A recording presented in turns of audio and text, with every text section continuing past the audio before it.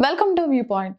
Present ప్రతి ఒక్కరి life చాలా బిజీగా మారింది. వారి గురించి వారికి పట్టించుకునే టైం ఉండట్లేదు. నిద్రపోవడం దగ్గర నుంచి సెల్ఫ్ కేర్ వరకు ఏ పనులైనా చేయాలంటే వారం మొత్తంలో బిజీగా మారి వీకెండ్‌కి ఆ పనులన్నిటిని వాయిదా వేస్తారు.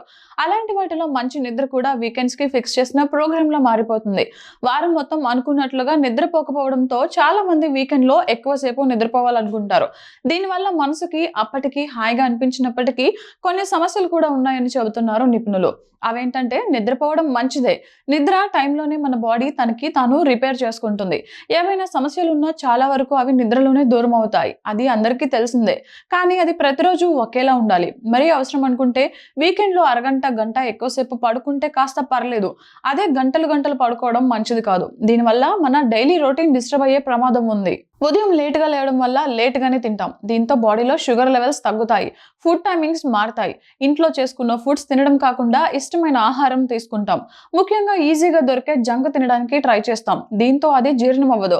రోజంతా హాయిగా గడపాల్సిన మీ హాలిడే కాస్త గందరగోళంగా మారుతుంది. ఉదయం లేట్‌గా లేవడం వల్ల బ్రేక్‌ఫాస్ట్ వంటివి తీసుకోరు. దీంతో బాడీ ఆ టైంకి ముందు ఉన్న టైంకి ఆకలి అవ్వడం, చాలా సేపటి వరకు ఏం తినకపోవడం వల్ల ఎసిడిటీ పెరుగుతుంది. దీంతో కడుపులో ఉబ్బరం పెరిగి సమస్యలు వస్తాయి. అందుకే అలా కాకుండా కాస్త లేట్‌గా లేచి ఏదైనా ఒకటి తిని సరైన ఫుడ్ టైమింగ్స్ మెయింటెనెన్స్ చేయడం మంచిది. ఉదాహరణకి ఆదివారం ఎక్కువసేపు పడుకొని లేట్‌గా లేవడం, మధ్యాహ్నం అంతా పడుకోవడం వల్ల ఆదివారం రాత్రి నిద్ర పట్టదు. మళ్ళీ ఎప్పుడో అర్ధరాత్రి వరకు ఫోన్స్, సోషల్ మీడియాతో కాలక్షేపం చేయాల్సి వస్తుంది. ఎప్పుడో ఓ టైంకి పడుకుంటాం. దీంతో మరుసటి సోమవారం ఉదయం లేవడానికి ఇబ్బంది అవుతుంది. ఇది వారమంతా కొనసాగుతుంది. మళ్ళీ మన డైలీ రొటీన్ కంట్రోల్ అవ్వడానికి చాలా టైం పడుతుంది.